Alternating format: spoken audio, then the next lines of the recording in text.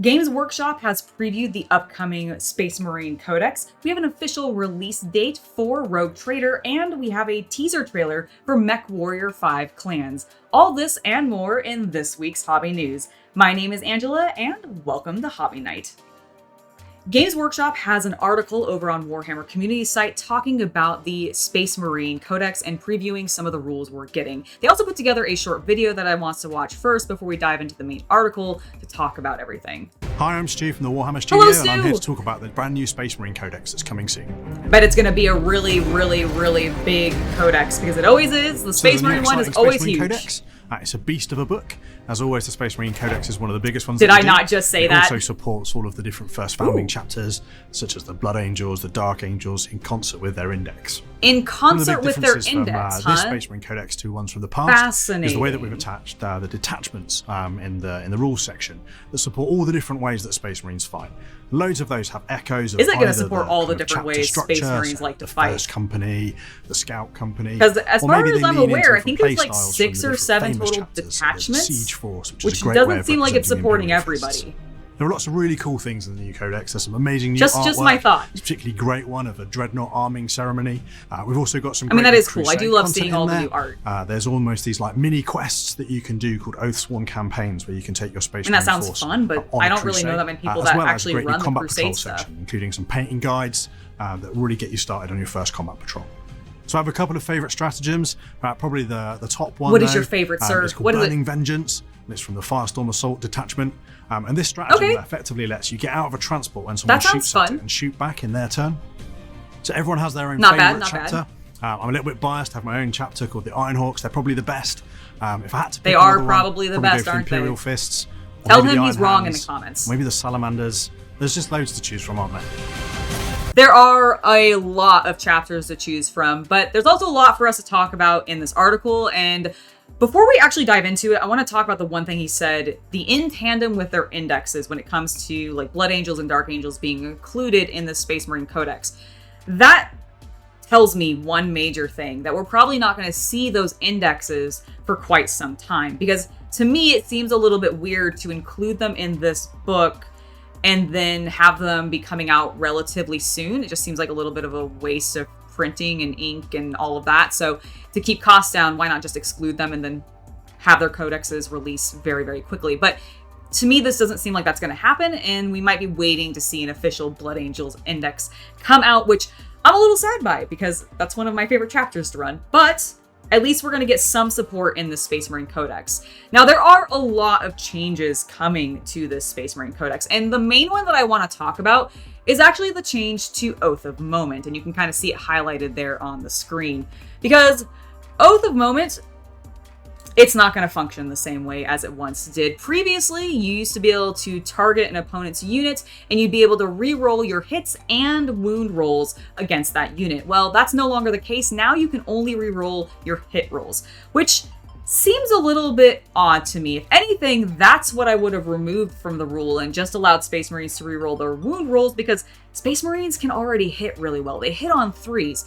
They're really not missing that often. It doesn't seem super valuable anymore as a rule, especially not an overall one that's supposed to affect like your entire army. But that's just me saying that. Let me know what you think down below. The other thing that I just want to talk about in the video is they were saying how you had a lot of these different play styles, but in this literal article, they talk about how there are the Gladius Task Force Attachment, and then 6 other ones that they're introducing, and they're going to talk about a few of them, and we're going to talk about a few of them today, but 6 or 7, as I said, does not feel like it's representing all of the Space Marine chapters very well, and I want to see how they're actually going to support them. Now, let's talk about some of the ones that they did actually preview to us, because I do think they're interesting. The First Company Task Force is one for those of you who are, wanting to have your normal Oath of Moment back, because their special rule, the Exterminatus level threat, basically gives you the reroll to your wound rolls back on Oath of Moment, which is just interesting. It's a weird thing, and I imagine a lot of people might end up running this, because this is really geared towards Terminators, Stern Guard veterans, and you get Oath of Moment functioning a little bit more like it used to, so I feel like this is going to be a detachment that is used a lot. And there's a lot of other stuff to go over in the article, but you can take a look at those yourself or pause the video as they pass here on screen. But the other thing that I want to talk about is Firestorm Assault Force, because this is another one of the detachments they previewed. And I really like the idea of this one. It definitely seems a little bit more themed towards, say, salamanders, which I think is very cool. I don't see salamanders run very often. So seeing that encouraged, I'm all about. And what this detachment seems to be functioning around is really getting into your opponent's face and having them say hello to all of your guns. Just firing on everybody, because the special detachment rule gives the army the assault weapon on their ranged weapons, which is pretty nice. It just means you can run forward, still shoot your guns, and I kind of like that idea. And this might be one that I'm going to be looking into when the Codex actually comes out. Now, there's a lot more for them to potentially preview, because as we expect this to come out very soon, I imagine they're just going to continue to dump a bunch of information on us. Plus, there is a high likelihood that the book ends up getting leaked, because I feel like that happens in every Warhammer preview when it comes to codexes and any rules. So I expect we'll be seeing more about the Space Marines very, very soon. Hey guys, I just wanted to jump into the video to remind you to hit that subscribe button if you haven't already, especially if you're enjoying the content that you find here. And if you're into the spicier side of the hobby, well, my Only Fanatics VIP page is currently 50% off through the end of the month for new subscribers. So if you're interested in that kind of thing, use the link in the video description below, and I hope to see you there. Now let's go ahead and get back to the video. Games Workshop has previewed their upcoming Warhammer Day exclusive miniature, so let's take a look. Ooh, okay, a Votann, I like it. Should look rad. 40th anniversary, my goodness.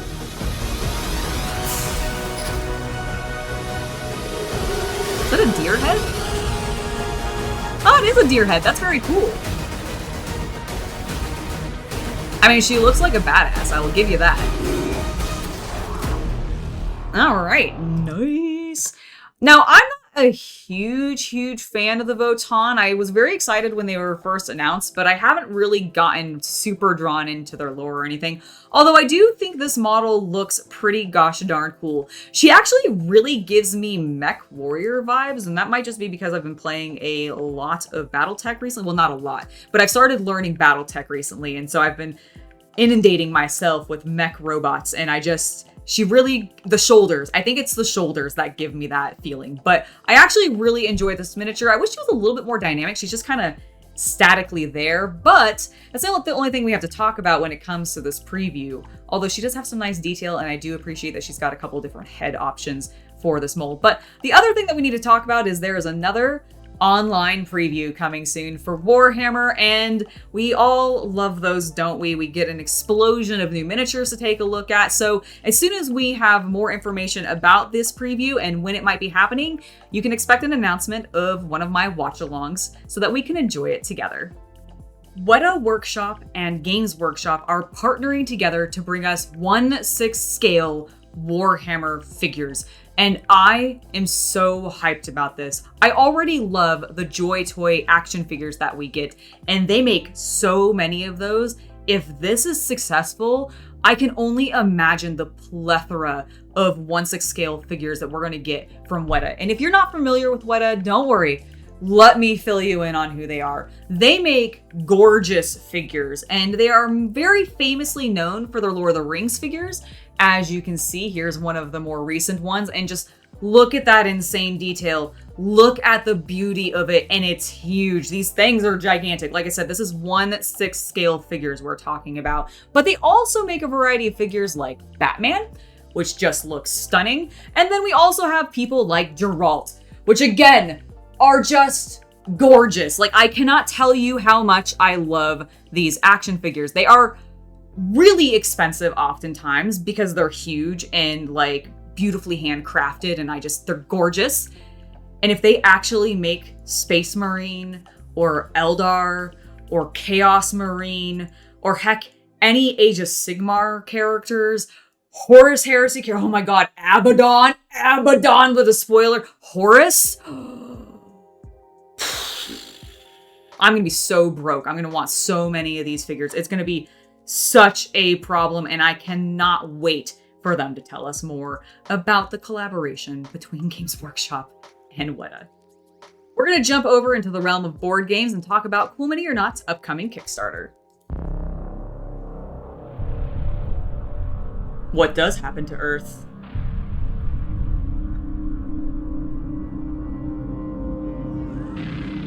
Oh no. Oh no. The plague. It's come for our heroes yet again. Now they've already done Marvel, or at least X-Men. So I'm expecting this to be DC then. Oh yeah, if that's not Superman, I don't know what is. Oh, yep, okay. That's actually, Oh boy. Oh boy, indeed. Okay, I'm actually, DC, Okay, that is a very clever name. I really, really like that. Now, I am actually a pretty big DC fan. I was more into DC growing up than I ever was Marvel, so seeing them finally do a collaboration with the DC heroes, which I'm hoping we get Batman, maybe some of his villains. Honestly, there's a lot of heroes that I'd love to see in this, so I'm excited to see when the Kickstarter goes live, because Cool Mini or Not constantly have a lot of add-ons. There's always like little extra bonus mini packs that you can end up getting, so I'm expecting a variety of really cool figures from this, and I look forward to watching the trailer when it becomes available. A new expansion has been announced for Descent: Legends in the Dark. Let's go ahead and take a look. Fantasy Flight Games. Taking us to the realm of Teneroth.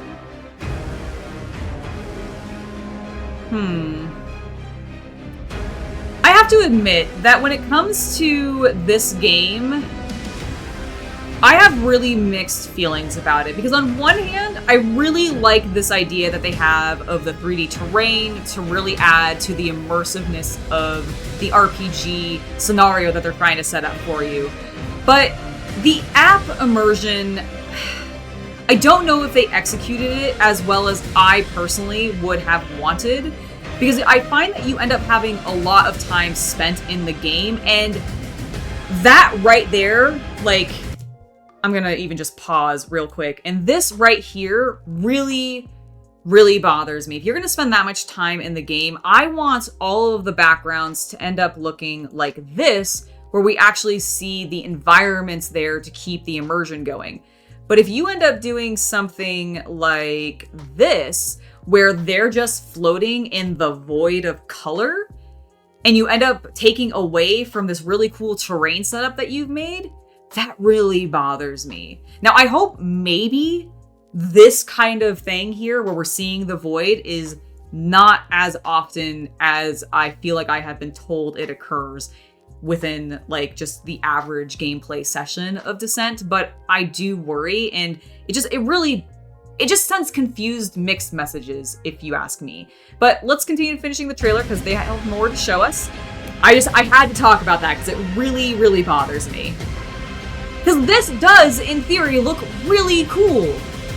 But if you're gonna just spend so much time head down in the app, I don't know if it's really worth dealing with.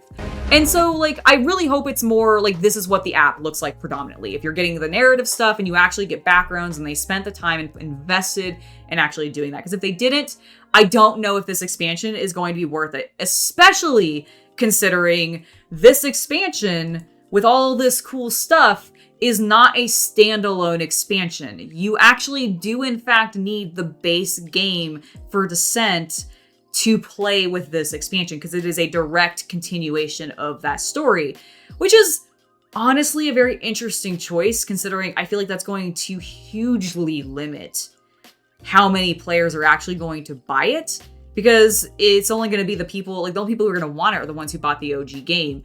And I don't think the OG game sold very well. So I don't know how they're going to expect this to sell super well if it's required to have the base game in order to play. And especially when both games run you about $160, that is a hefty, hefty investment for... I mean, the miniatures are fine, but you end up spending, like I said, a lot of time in that app, and I just don't know. Does that become worth it? Like, does this experience, do these miniatures really end up being worth the $160? I'm just not sure. Frontier has been hard at work making Age of Sigmar, Realms of Ruin, and they've recently dropped an overview of the gameplay that you can expect in the game, so I figured we'd take a look and talk about it. Peggy 16. I've actually been lucky enough to get a chance to try this game out a little bit. It was a very limited experience, but I did get a chance, and it was pretty fun. Set during the war-torn Age of Sigmar. Immerse yourself in the savage realm of Gur across multiple modes. I got to try the cinematic campaign. That was something I got to experience a little bit. Featuring 4 major factions, including Stormcast Eternals, Auric Krulboys. Okay, both of those I got to try. Nighthaunt. Oh, I didn't get to try the Nighthaunts. With acclaimed Black Library author Gav Thorpe. Follow dauntless Stormcast Eternals as they search for a means to survive relentless Auric Krulboys' attacks. The swamps of Gur hide an arcane power that may be their salvation, but in that fetid place, dark secrets and danger await those brave enough to enter. The Nighthaunts. Conquest Mode. A single-player challenge mode, played over a procedurally generated campaign that pits players against a series of unpredictable combat scenarios and maps, featuring rule-breaking twists that can transform the conditions of conflict. Okay, that sounds fun. I'm liking the sound of this conquest mode. Take on more battles to challenge for a higher score. The choice is yours. No 2 conquest campaigns will ever be the same. I mean, that's pretty cool. Gives you a lot of replayability then. Challenge players from around the world in online cross-platform multiplayer modes. Nice. Cross-platform is cool to hear. Play. Or put your strategy and skill to the test in ranked competitive play. Now, I did get to actually try the multiplayer, and in 1v1, in my experience, it actually worked pretty well. Skirmishes with up to 3 AI. Or play co-op with a friend. Ooh, creativity. I'm all about that. Your vision of Gur by constructing battle maps. Oh, that's revolutionary cool. Map editor, which okay, I admit I do really like games that have map editors in them. Create existing maps in the game. Select the size for your arena of conflict and enjoy full control over biome selection, terrain manipulation and painting, and placement of in-game items and objectives. Oh, that sounds Create fun. wide-open swamplands for an all-out skirmish. Or generate an array of contained arenas that reward tactical assaults. Okay, I'm genuinely excited about the user-made content in this game. On maps you've made. Because yeah, if they have a published workshop where you can like allow those maps to go out for other players to use, that's so cool. Ooh, a scene editor too? No way. That could be so fun for potentially machinima. In the scene editor. Dude, Age of Sigmar content creators could have so much fun with this. And share your battle dioramas. Especially once we find out what the 4th faction is. Because obviously we have the Krulboys, we have the Stormcast Eternal and the Nighthaunts, but they haven't mentioned what the 4th one is. I wonder what it's going to be. Something chaos, I guess? Because that's what's missing. We have like... Warhammer Age of Sigmar Realms of Ruin. Releases on the 17th November. Pre-order the deluxe or ultimate editions now to play up to 3 days early. Hey, that's pretty cool. So it's pre-orderable now. You can play up to 3 days early, and it's coming out this November on the 17th. Now, as I mentioned, I have had previous experience with this game, and I enjoyed it quite a bit. I'll probably touching it on it a little bit, maybe on a live stream at some point, that you can be expecting that maybe in the future. But if you are interested in this, I would definitely maybe put it on your wish list. Maybe go ahead and get it pre-ordered, especially if you want to jump in early. We have an official release date for Rogue Trader. Let's go ahead and find out when we can all start playing.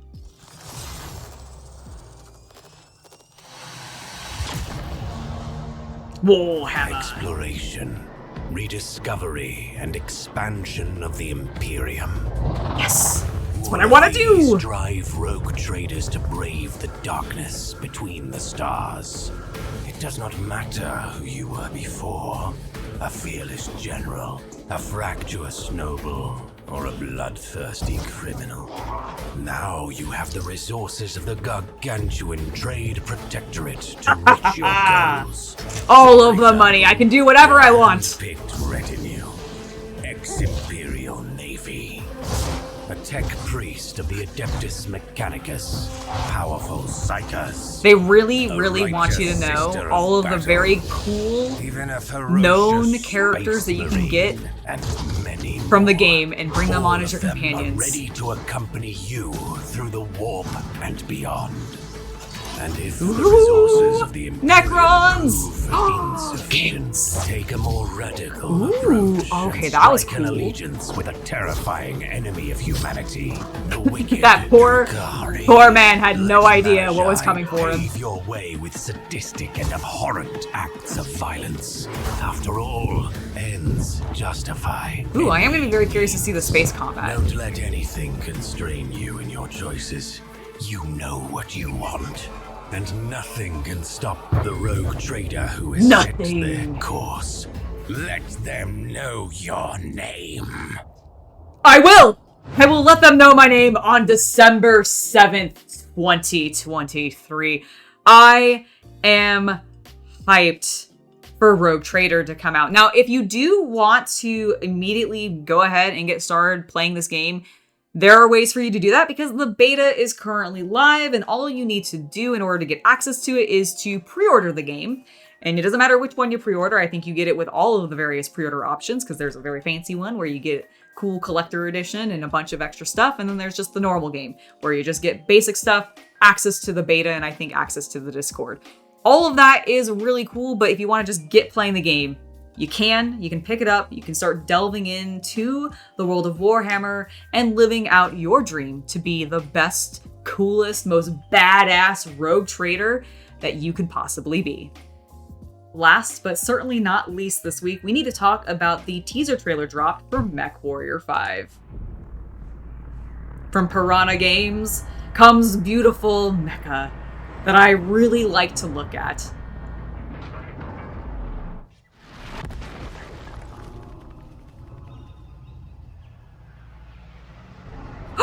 Wait a minute, I actually think I know that one. It looks, what's it called? Mad Cat, I think?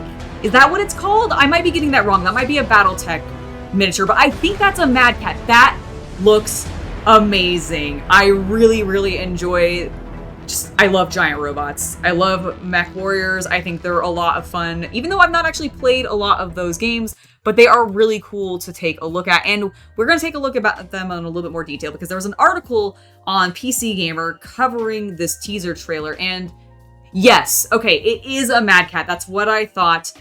I wasn't 100% sure. Oh, that's so cool. So this is going to be a game covering the Clan Smoke Jaguar, which I am not at all familiar with, but I kind of get the impression they might be a little bit of the villains because they're invading the inner sphere. Now, not knowing a lot about the world of mech warriors, I'm not sure if the inner sphere is necessarily the good guys or the bad guys, or if it quite works like that, or if everybody's just sort of in this gray field, but I'm interested in seeing more about this game. I played a very tiny amount of Mechwarrior 5, I think it was called Mercenaries, and I had a lot of fun with it, even though the movement of the game was a little bit tricky for me to wrap my head around. But I'm hoping that with just some practice, maybe with this new Clans game, I can end up getting a little bit of a better control and feel for it and really dive into some giant robot battles, which I've very much been enjoying because I've recently got into Battletech and I've just been absolutely loving it. So seeing even more big robot stuff come out, because I mean, hell, we got Armored Core 6 recently too. So there's it's a good time to be into giant mecha. Really nice time for it. All right, that has been it for this week in tabletop news. There was a lot for us to cover, so I hope you enjoyed it. And before I head out, I do want to give a final thank you to my patrons for making it so content like this can continue to happen. Without your guys' support, we just would not be doing this, so thank you very much. I have been Angela, and I hope you all have a wonderful hobby night.